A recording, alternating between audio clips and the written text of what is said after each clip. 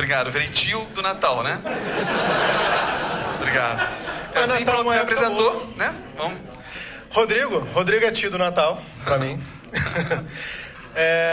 Ele é trainer da LKU, né, da Lincoln University, já desde o começo, né, quando começou já dava treinamentos antes de existir a LKU.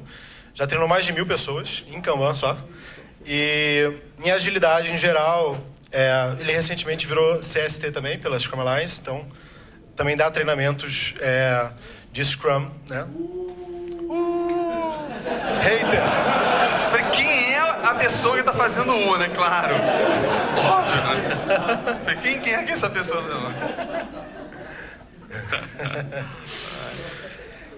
Rodrigo também tem uma pegada bem acadêmica, assim, ele é professor da FRJ, tá de licença da FRJ, mas ele dá aula lá ainda não. Até 2000 Até ano passado. Até 2016 dava aula lá, e com métodos ágeis também, computação gráfica, que é a área que ele fez o doutorado dele lá na França. E tá bom de Rodrigo, né? Tá bom, bora. Melhor que o tiozão, né? Falar um pouquinho da própria empresa. Tem a próxima foto aí, né? Knowledge 21 é o nome em inglês. A gente aqui no Brasil chama de K21, né? A gente tem uma atuação, temos desde o início essa pegada um pouco internacional. E especialmente desde o início do ano, o Marcos, que é um dos sócios, né? Um dos meus sócios da K21, ele está morando em Miami. Então tem atuado dando aulas lá nos Estados Unidos. Está investindo também essa parte lá, mas tem umas coisinhas na Europa de vez em quando. Enfim, por isso que tem esse mapa mundi aí. Mas o legal é essa foto, a foto da galera.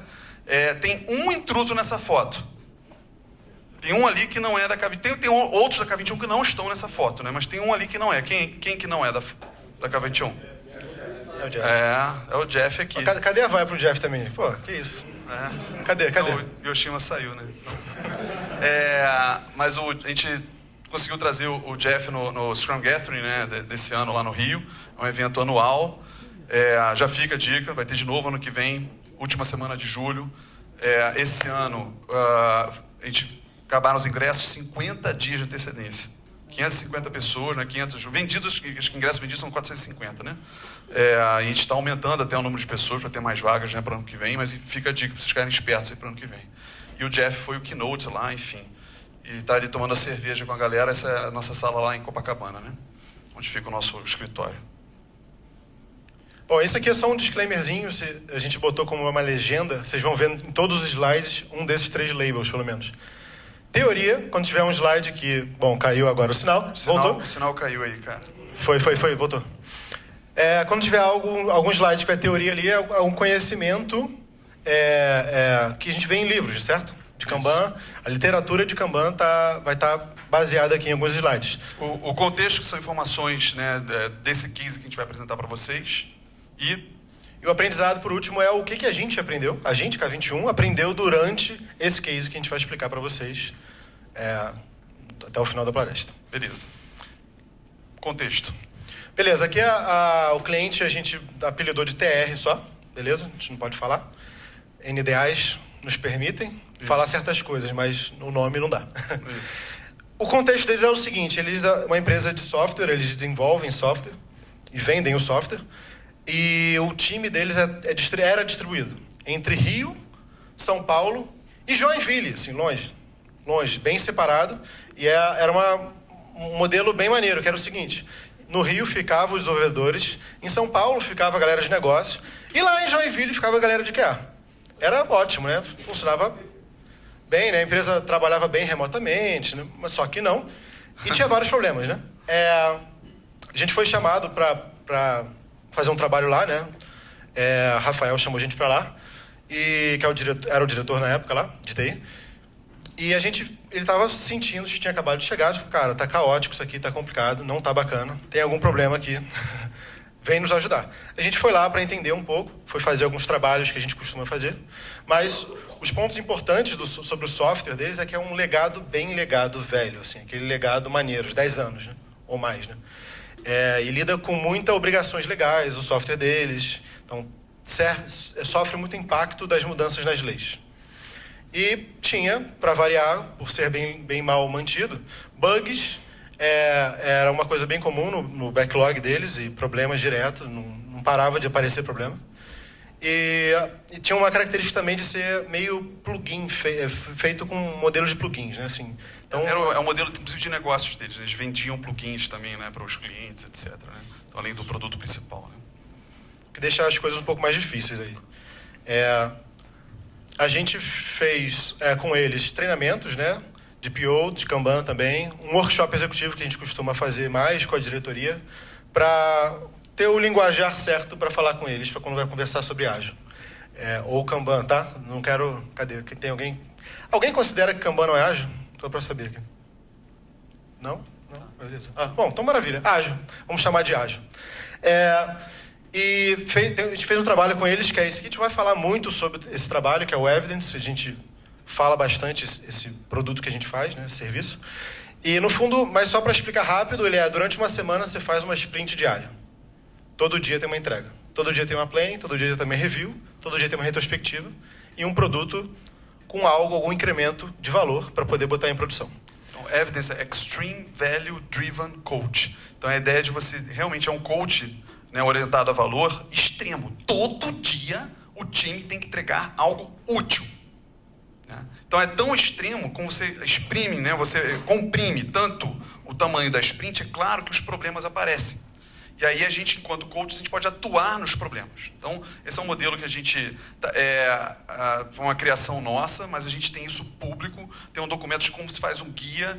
É um tipo de coisa que eu não quero guardar privilégio só para a gente fazer, não. Qualquer um pode fazer um Evidence. Tá? Tem uma explicação, vocês podem catar depois na internet. Podia ter posto até o link aqui, eu esqueci. Mas funciona super bem porque você expõe os problemas.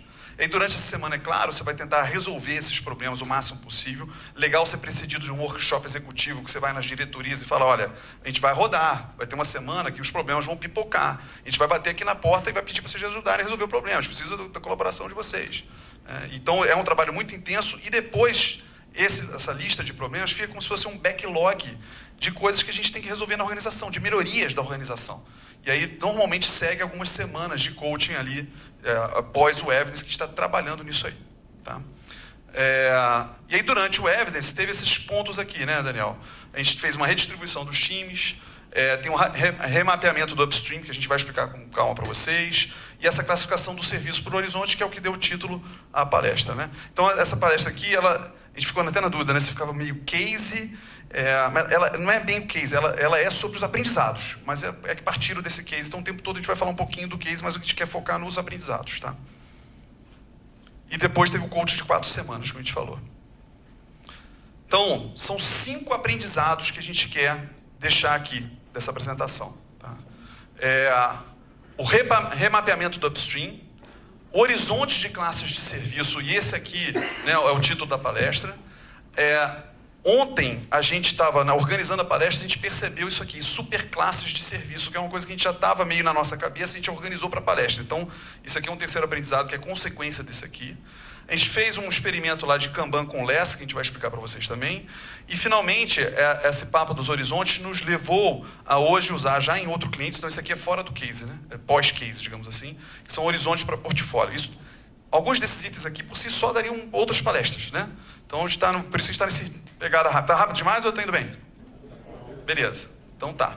Então, vamos para o primeiro deles, que é o remapeamento do upstream. Começando aí com uma teoria desse assunto. Eu falo a teoria, você faz para o próximo slide, então, Daniel. Então, uma diferença que a gente percebe do Scrum para o Kanban, o Scrum ele é muito focado aqui naquela coisa do time, né? Aquela coisa do to-do, do done do time, e o PO eu botei aqui pontilhado, até porque várias vezes nas empresas, especialmente em grandes organizações, o trabalho do PO não é bem mapeado, a gente escolhe mal quem é o PO, o cara ou não tem tempo, ou não entende do business, enfim. Então, o Scrum ele foca muito aqui. O Kanban, a gente já tenta fazer o que a gente chama de From Concept to Cash, que é pegar toda a cadeia de valor. Então, não é à toa que os quadros Kanbans, eles começam a ter mais colunas, não só porque a gente enxerga filas ali no meio, que o Scrum também não enxerga, mas como a gente começa a abrir tanto para as coisas que acontecem antes, que a gente chama de upstream, e para as coisas que acontecem depois, que a gente chama de downstream. Né? Então, o que a gente vai falar agora é justamente sobre o mapeamento do upstream. Né? Então, from concept passando lá pelos stakeholders, business, PO, time, e as coisas que acontecem depois, né? O downstream, a validação, né? A homologação, botar em produção, o usuário está usando, está gerando valor. Né? Essa figura aqui está incompleta. Alguém conhece essa versão completa da figura aqui? Né? Que tem um solzinho e tudo mais. Não tem dessa vez, é só... Senão tem que explicar de Lean Startup, fica meio confuso. Vamos só seguir com o Kanban. Posso falar então também? Bora lá. Eu falo teoria e você fala o quê? A gente não combinou, né? Quem vai falar o quê, né? Me lembrei agora disso. Vamos lá. Então, o static, quem já ouviu falar de static? Que é aqui do Kanban, né? O David Ansel criou essa ideia do static, que é o System Thinking Approach to Introduce Kanban, que é como se fosse uma receita de bolo. Cara, a receita ela nunca é igual, tá? Aliás, em ágil, toda vez que você tem uma receita, você já fica desconfiado, porque para ela realmente funcionar, você vai ter que fazer as adaptações em cada contexto. E, de fato, isso acontece. E aqui teve um aprendizado, então, esse é o primeiro aprendizado que a gente quer trazer para vocês, que a gente percebeu que, para fazer uma boa análise da demanda, ou seja, das coisas que chegam para o Kanban, vale a pena a gente modelar o workflow do upstream. Então, esse foi um aprendizado desse cliente. A gente, ao modelar o workflow do upstream, a gente conseguiu entender exatamente onde estava a dor ali. Tá? Então, esse é um primeiro aprendizado aqui, que juntar esses dois, né? Analisar a demanda com modelar o workflow do upstream pode ser bem interessante, que é o que a gente vai mostrar agora aqui. Bom, aqui foi o desenho que a gente chegou com eles. Então, a parte aqui de cima foi 1 hora e pouco de papo, eu diria, 2 horas no máximo, para a gente entender como é que as coisas chegam até chegar num estado de backlog para o time, por exemplo. E a cada vez que alguém explicava uma coisa nova, começava a complicar mais. Tanto que o desenho está bem feio ali, a gente nem deu zoom de propósito. Mas dá para ver que tem um monte de seta, tem coisas novas, aí aparece coisa aqui furando fila. É meio complicadinho, era meio complicadinho esse processo. E a gente também se deparou com esse CFD aqui, está meio ruim o contraste, mas se for olhar aqui o que está em vermelho, é só backlog que foi crescendo. Aqui a escala está diria em meses. O problema deles, a gente chegou lá, estava assim, ou seja, tem um backlog enorme, tem coisas crescendo, só crescia mais o backlog e muita coisa parada. Então, esse era o status que eles estavam aí. E o aprendizado que a gente colheu com eles foi simplificar, claro, né? Um pouco melhor esse desenho, ficar um pouco mais claro. E algumas coisas que permeavam aqui o processo para frente, a gente trouxe para antes. Vamos deixar claro aqui antes. De onde é que vem essa demanda?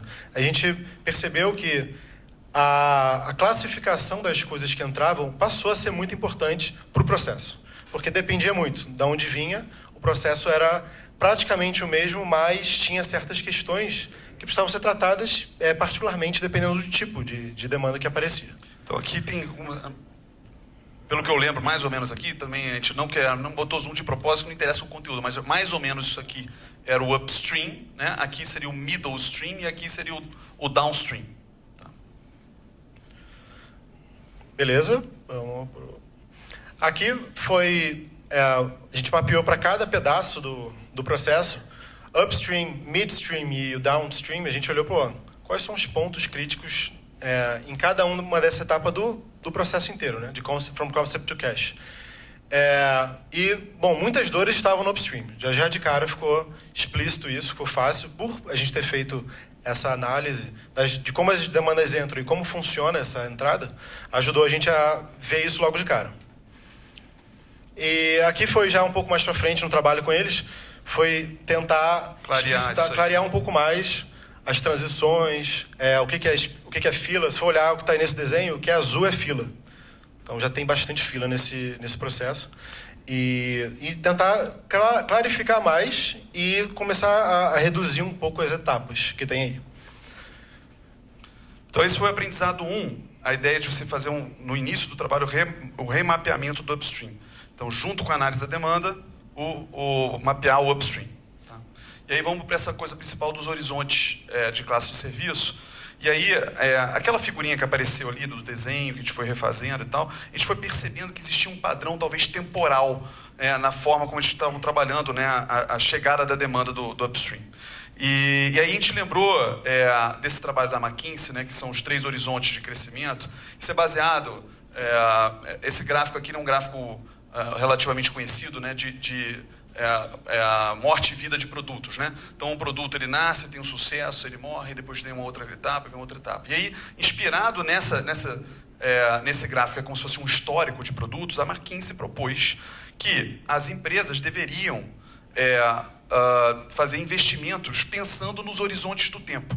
Quanto que eu quero investir, né, no horizonte 1, coisas que eu vou estar ganhando nesse meu produto atual, quantas coisas eu quero investir, quanto que eu vou investir do meu esforço no horizonte 2, que são, né, como se fosse a minha próxima vaca leiteira, e aqui quanto estou investindo em inovação, horizonte nível 3, né, que são coisas que eu lá para frente estou chutando que talvez eu possa me dê dinheiro, sei lá, por exemplo, 5 anos. Né, o tempo aqui, a escala de tempo depende do negócio e do tamanho da empresa. Então, a gente inspirado nisso aqui, e olhando justamente para um perfil que tinha uma pegada de tempo, né? A gente começou a perceber isso quando a gente estava mapeando. E aí vem aqui o segundo aprendizado, que a gente percebeu o seguinte. Para que isso funcionasse, essa coisa dos horizontes funcionasse na TR e depois em outras empresas a gente começou a reparar esse padrão, estava faltando um horizonte, que era o horizonte 0. Porque todo o trabalho, né, se você for pegar as empresas, né, o esforço, né, o suor que está sendo gasto ali, ele está sendo gasto. Todo mundo certamente tem gastos no H1, que é o atual. Né? Alguns, espero que muitos, também no H2. Alguns poucos no H3, que é inovação. Mas existe um outro gasto de suor, que é o que a gente está chamando de H0, que são coisas que já deveriam estar prontas, que a gente está carregando.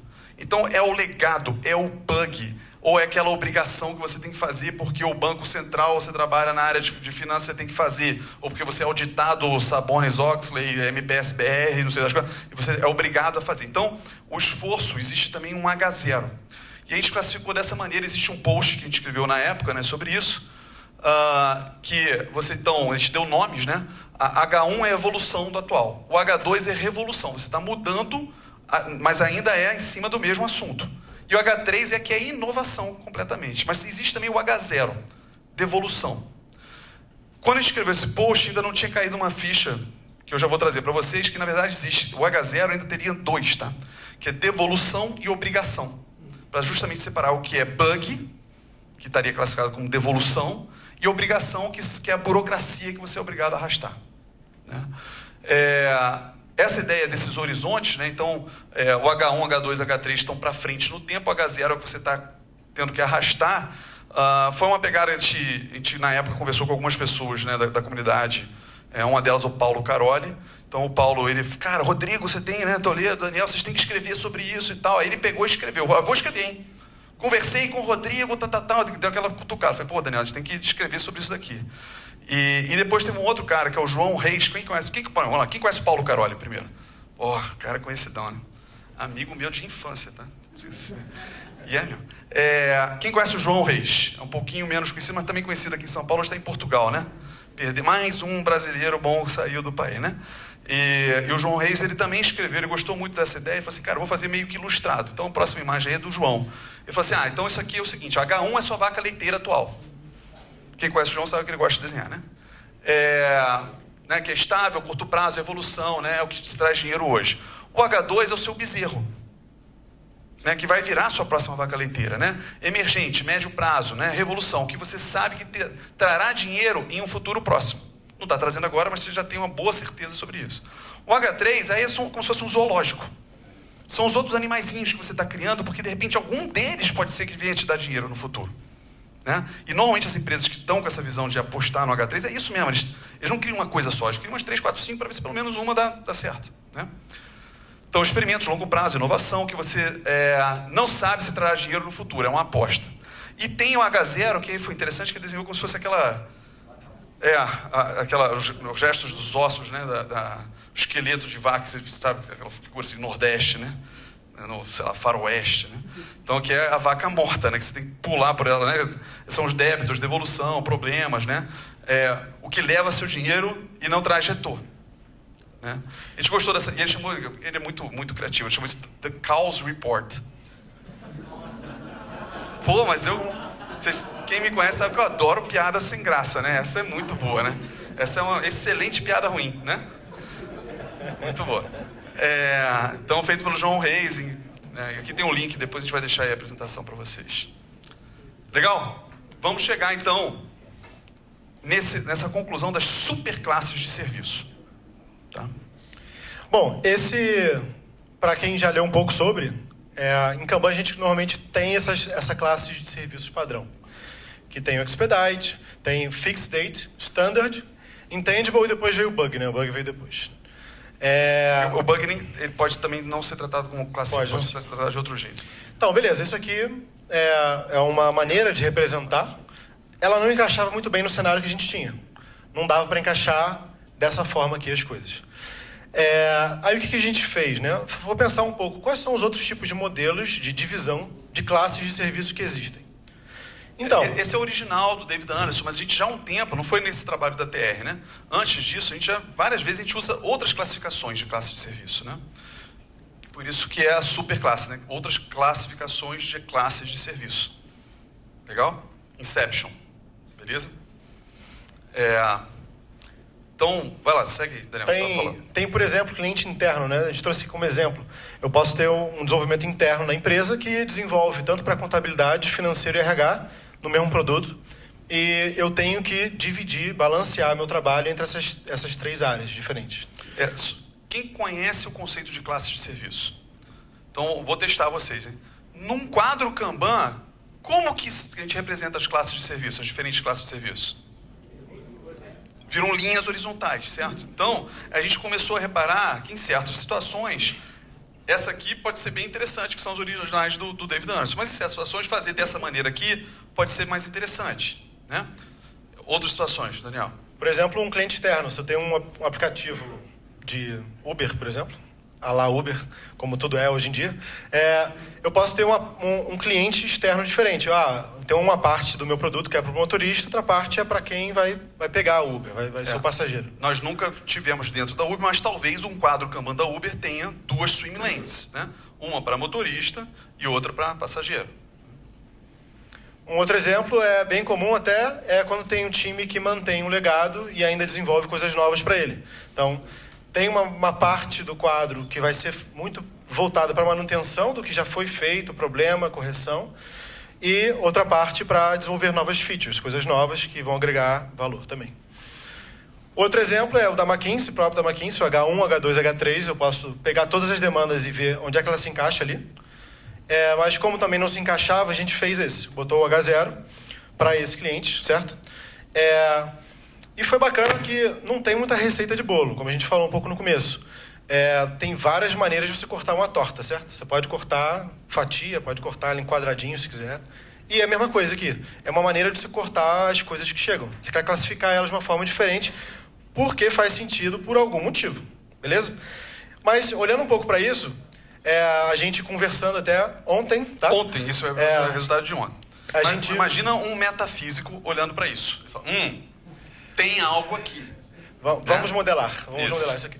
Então, a questão eu tenho várias maneiras de fazer isso, mas, o que é comum entre elas? O que eu consigo extrair delas de uma forma que diga que tem isso aqui, por exemplo? A gente fez esse exercício com esses exemplos que a gente tem, que no fundo é o seguinte: se eu tenho contabilidade, financeiro e RH, se eu fosse preencher essa linha daqui para essa classe de serviços... Ou seja, um produto com clientes internos, já seria o exemplo. Quais dessas categorias aí de cima, essas 5, vocês acham que faz sentido? Assim, ela está atacando qual tipo de assunto aí? Eu meio que dei a resposta, foi mal, Daniel, atrapalhei. Vamos ver se a gente pega alguém que não estava escutando. O que vocês acham? Onde é que estaria? Cliente? Só cliente? Mas respondeu 2 ao mesmo tempo aí. Maravilha. Que bom.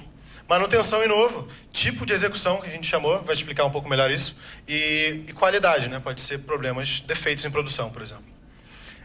O importante é que é o seguinte: se eu estou olhando eu classifico todas as minhas demandas só em esses 2 tipos, de manutenção ou novo.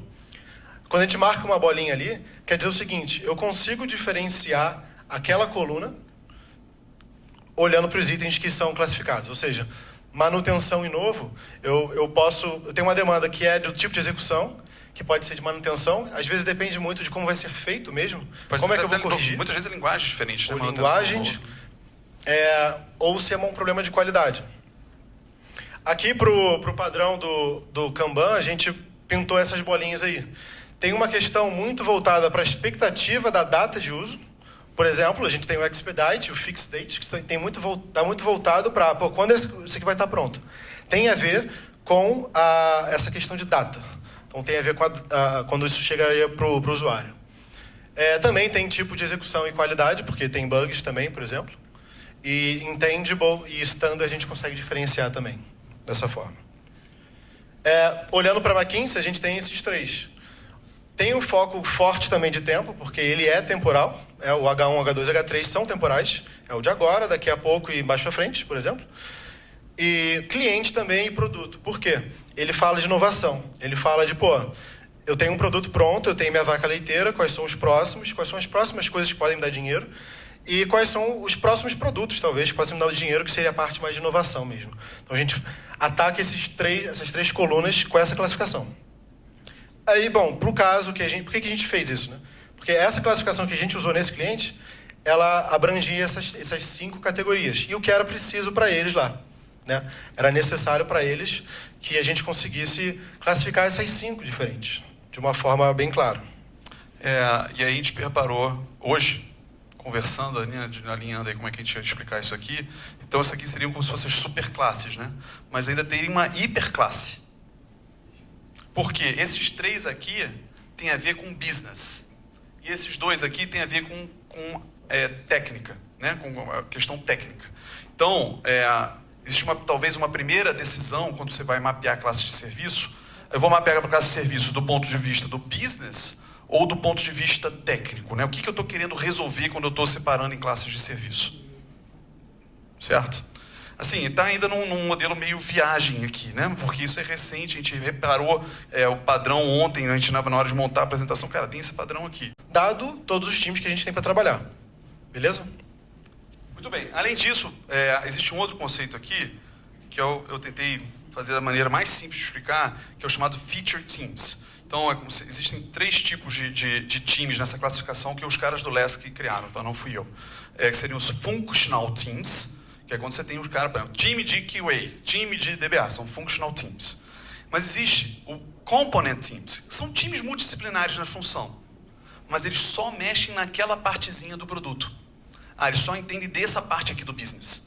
Então, apesar de eles serem multidisciplinares em termos funcionais, tecnicamente, mas em termos de business, eles estão só num pedacinho do business.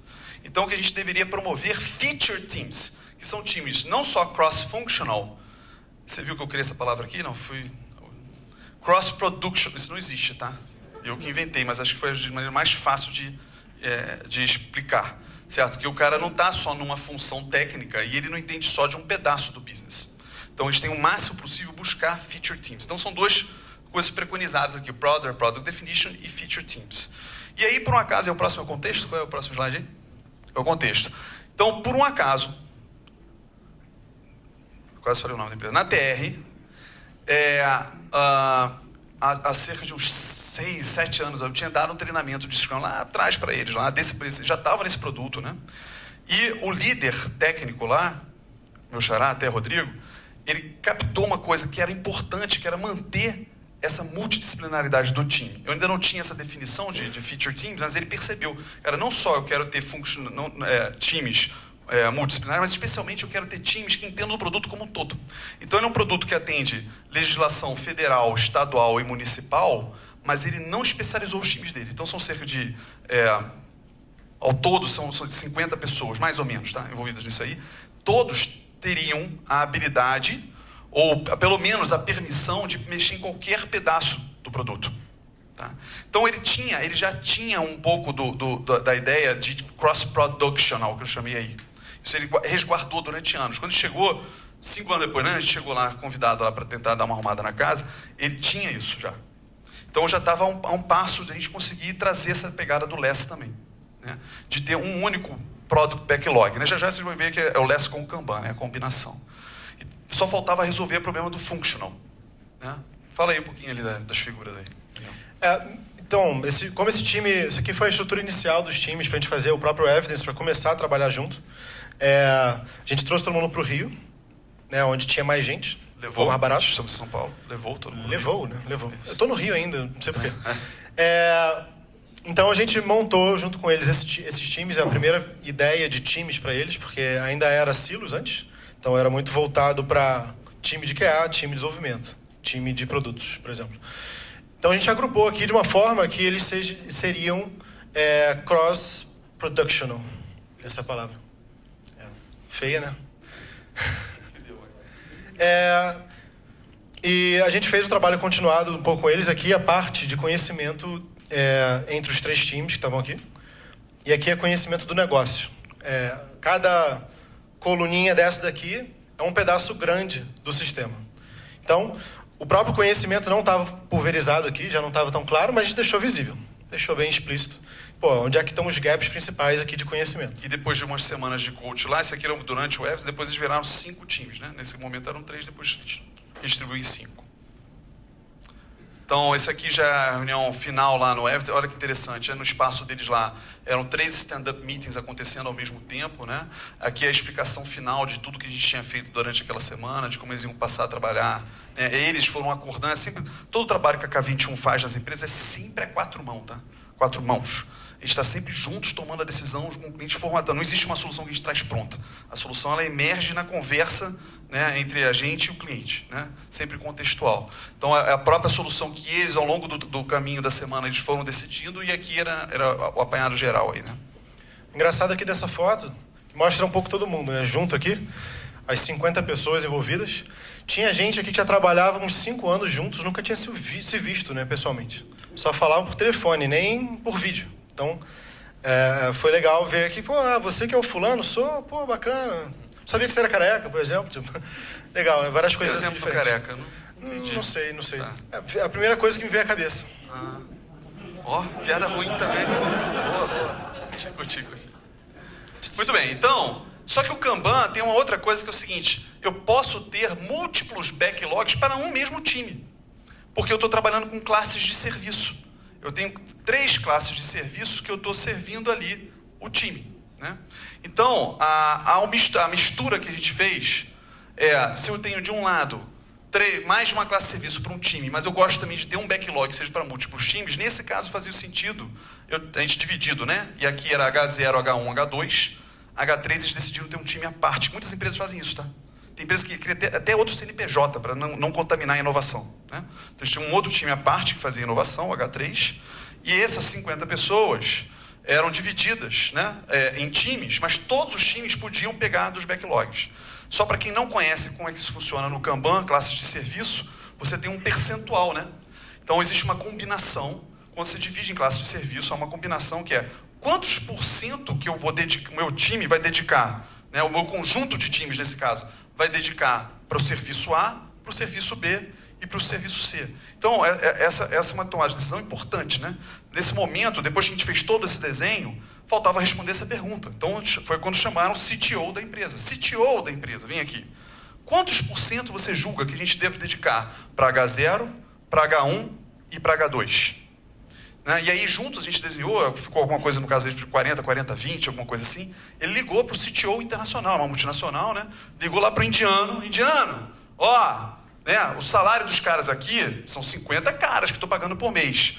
Então, eu decidi que o trabalho deles aqui vai ser equilibrado dessa maneira aqui. 40% para isso, 40% para aquilo, para 20%. Ok. É uma coisa que você faz uma combinação, né, da classe de serviço, qual é a dedicação que você vai ter por classe de serviço, e os times passaram a trabalhar. Eles podiam fazer pool, né, que é esse sistema puxado, dos backlogs, contanto que eles respeitassem, no final, o 40-40-20. Né? E aí aquela coisa, você usa o limitar o IB, isso é um pouco aula de Kanban, né?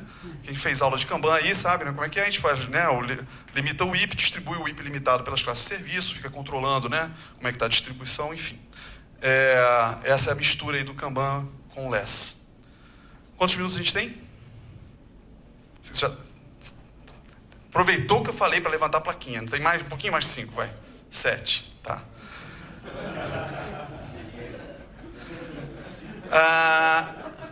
Quinto aprendizado. Horizonte, então, olha, recapitulando, hein? Remapeamento upstream. Horizonte de classe de serviço H0, H1, H2, H3. Superclasses. Essa mistura da pegada do Kanban com LES. E o quinto aprendizado que a gente vai trazer para vocês, que é horizontes para portfólio. Atenção. Eu estou vendo o perfil da galera aqui, porque eu vou pegar pesado. Pode pegar pesado? Pode, né? Tá. Normalmente eu só falo disso aqui no final de treinamento, porque eu já ganhei intimidade com a galera, porque para alguns isso é um soco no estômago ou uma tapa na cara. Você escolhe aí. Podemos falar? A frase ela é forte. Gestão de portfólio tradicional em grandes empresas é, na verdade, um castelo de mentiras. A gente tem trabalhado com grandes empresas, né? Então, empresas de milhares de pessoas. A gestão de portfólio é um castelo de mentiras, onde pessoas há anos trabalham dentro desse castelo, sem se dar conta que todo o trabalho ali é todinho em torno dele feito de mentiras. Esse castelo de mentiras ele tem 4 andares. Eu vou explicar os 4 andares para vocês. Andar número 1, o escopo fixo. Então, numa gestão de portfólio, essas grandes empresas fazem uma tomada de decisão, algumas uma vez por ano, algumas com outras frequências, que elas vão decidir quais são os projetos que a gente vai fazer, né? Quais são os projetos que a gente vai ter na nossa carteira. Então, existe toda uma combinação de quais são esses projetos. Eu preciso ter um cálculo, né, de ROI desses projetos. Então, eu preciso partir de um escopo fixo. E ali é a primeira mentira. Quase todos vocês já devem saber disso aqui. Vocês estão nesse congresso, não deve ser à toa. E a gente sabe quão mentiroso que é a gente fixar o escopo no início. Por que é mentiroso? Primeiro, o cliente não sabe o que quer. Isso não é um problema, tá? É um fato. A gente considera, no nosso trabalho, como agilistas, que o cliente não sabe o que quer. Ele não sabe. Ele só vai saber o que ele quer depois que ele começa a mexer. Outro, o cenário vai mudar. As priorizações vão mudar. Então, fixar um escopo é a primeira grande mentira. E ela é uma mentira que muitas vezes é trabalhosa. Você tem áreas, e dessas grandes corporações, áreas inteiras, dezenas de pessoas são analistas de requisitos, que eles vão lá perturbar o cliente fazendo uma lista de coisas para serem feitas nesse projeto, totalmente detalhada, e que é uma tremenda de uma mentira. Mais do que isso, quando ele vai lá no cliente, quem trabalha nesse modelo, onde você tem um projeto a ser feito, quando chega no cliente e fala assim, o que você quer nesse projeto aqui? Ele vê ali uma oportunidade, fala, pô, até que enfim vão fazer coisa para mim, né? Ah, então faz isso, faz aquilo, tá. É só isso, meu amigão? Porque olha só, cliente, depois você vai assinar sangue, tem lugar que o cara até filma aí que você quer mesmo, porque depois eu vou te dizer que foi isso que você pediu. É só isso, porque se você não disser agora, que eu só vou te entregar esse projeto daqui a 1 ano, você só vai ter isso daqui a 2. Aí o cara faz o quê? Enfia mais um monte de coisa nesse backlog. Ah, então aproveita e faz mais isso, mais aquilo. E tome de um monte de funcionalidade nesses produtos que a gente tem hoje por aí, que ninguém está nem usando, porque o cara só está enfiando para garantir a chance que ele tem. Esse é só o primeiro andar na mentira. Segundo andar de mentira é a estimativa de valor. Muito bem, esse projeto, para ele entrar na carteira de projetos da empresa do ano que vem, é feito um cálculo de ROI, né? Return on Investment. O ROI é uma equação, né? R dividido por I, então eu preciso saber o R. Essa mentira não é tão custosa quanto a primeira de ser feita, né? Ela vai ser custosa depois do impacto dela. Mas ela é muito simples, porque você vira para o seu cliente e fala assim, e cliente, quanto você acha que a nossa grande corporação aqui vai ganhar dinheiro se a gente fizer esse projeto aqui? E aí o cliente fala um chute lá, tipo uns 10 milhões. Eu falo, não, 10 milhões não vai nem entrar, então, para o ano que vem. Não, então não é 10 milhões, não. É 10 bilhões, eu errei. É 10 bilhões, porque ele quer garantir o dele.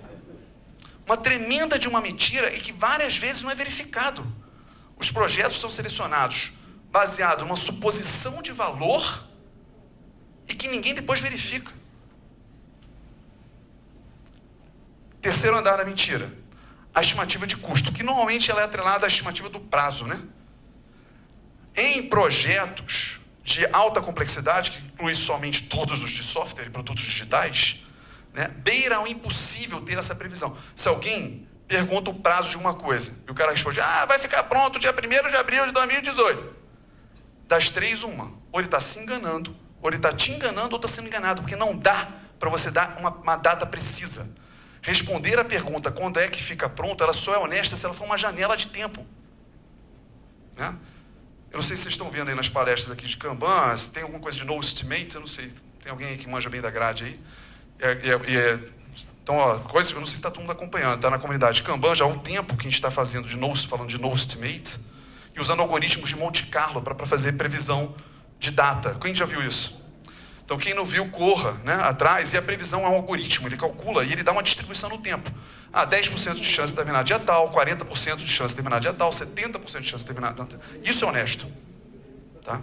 Mas, no tradicional, não, você dá a data precisa. Terceira mentira.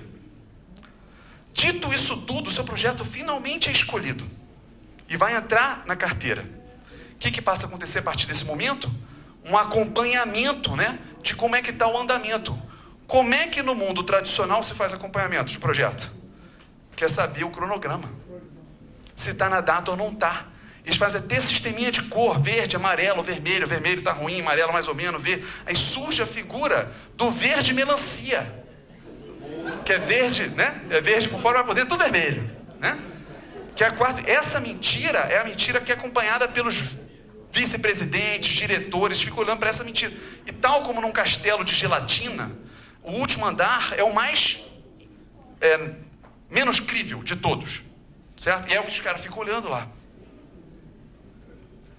Dito isso tudo, último slide, tá? Faltou dizer, então esse aqui é como se fosse o castelo, né? Escopo, valor, custo e prazo ali. Próximo, último slide é o seguinte. Isso, lembra que a gente falei que isso aqui não tem nada a ver mais com aquele case da TR, né? Mas isso é uma coisa que a gente é uma pegada atual que a gente está levando para as grandes corporações. Tá? Ao invés de a gente fazer a gestão de portfólio, a decisão do que entra na carteira, bottom-up, que é o que acontece. Eles têm um monte de projetinhos pulverizados que eles ficam se juntando para a gente decidir o ROI daquilo que entra. Talvez seja muito mais simples e inteligente você fazer uma tomada de decisão top-down, onde você vai ter as cadeias de valor, as verticais de negócio da tua empresa, e você vai decidir quantos % que eu vou ter de dedicação para cada uma delas, ao invés de partir dos projetos para chegar a quantos % estou dedicando. Vou falar uma dica curtinha, mas poderosíssima, tá? Mas que percentual eu boto ali? Parte do faturamento atual. Nessa tua empresa de telefonia, você tem esses 4 produtos, quantos % que vem do faturamento da tua empresa vem desse aqui? Vem 32%. Então, beleza, dedica 32% dos seus times de TI, dos seus 500 times de TI, 32% vão atuar para essa área aqui. 2% para essa aqui e essa aqui. Claro que você vai ajustar, mas eu quero crescer, essa aqui não me interessa tanto. Aí você faz um ajuste, mas você já tem um ponto de partida. Combinando isso com os horizontes. Dentro de cada cadeia de valor, você vai ter o H0, H1 e H2. Qual é o percentual? Então, isso aqui tudo vai ser os seus 100% dedicado para H0, H1, H2. Normalmente, o H3 foi aquilo que eu falei. Né? Aqui você pode estar criando novas cadeias de valor. Normalmente, isso fica separado no orçamento das empresas. Às vezes, até com CNPJ diferente. Então, essa aqui é uma pegada que é um possível caminho, tá? Em experimentação, digamos assim. Ou em convencimento, que tem que convencer os caras, né, a mudar a cabeça, né? Você fica largar essa ideia de projeto, passar para produto. Tem um monte de coisa envolvida que eu não falei aqui, né? Enfim, não é isso? Então pronto, esses foram os 5 aprendizados aí que a gente queria trazer para vocês. E eu atrasei, quantos minutos eu atrasei? 2, foi mal. Perguntas? Fui eu que atrasei, né? O Daniel não foi culpado, né? Ademir, tudo bem? Na verdade, eu tenho 3 perguntas, mas limitado no meu IP ali, né? Bom, sobre as mentiras, tá? Como vocês, nessas grandes empresas, têm convencido essa mudança de visão de portfólio tradicional, PMO, tá? Qual o argumento? Tá? Além da questão do projeto e produto que você já falou. Legal? E se puder responder como vocês usam o H3 naquele modelo de classe de serviço. Okay. Ademir, só porque a galera está saindo, o Ademir está perguntando como é que a gente ganha dinheiro. Exato. Rodrigo, me conta aí como é que a K21 ganha dinheiro, porque isso você responde, é como a gente ganha dinheiro. Eu segurei alguns que estavam querendo levantar, percebeu? Eu vi isso até. Muito bem. Por que eu posso responder francamente? É porque é contextual. Tem a ver com a nossa experiência, cara. São 10 anos, vários de nós têm 10 anos, alguns têm mais de 10 anos, outros um pouco menos, de você convencer as pessoas. E a questão aqui, Ademir, é que é contextual. Vai dependendo do tipo de público que você está falando, você muda o seu discurso. Você muda qual é a motivação. né? Você vai falar com a galera de business, você vai falar de um jeito. Você vai falar com a grande diretoria, você vai falar de outro. Não ter medo de dar soco no estômago. Isso é muito importante. Tem que dar o soco no estômago. Mas você tem que construir. Então, num banco de varejo que a gente está atuando, um desses grandes, eu fiz esse discurso que vocês acabaram de ver do Castelo de Mentiras, eu fiz para a área de governança. Os caras que juntam todos os verdes e vermelhos e amarelos há anos e mostram para os VPs do banco, né, para os vice-presidentes.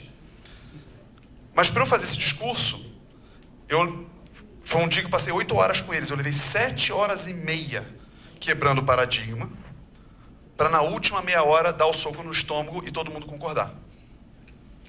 É contextual. Por isso que é fácil responder. É o nosso jeito de ganhar dinheiro, mas é contextual. Legal. Né? Se não tiver, se não tiver, eu tenho mais um. Não eram 5 minutos de pergunta, gente? Não? Eu acho que a Mari tá roubando nosso tempo, hein, Mari? Então tá. Não. Eu tô em dívida com a Mari mesmo, já pedi desculpa, ela nem aceitou minha desculpa. Então eu não vou perturbá-la de novo, não. Gente, obrigado aí, viu? Valeu. Adriano.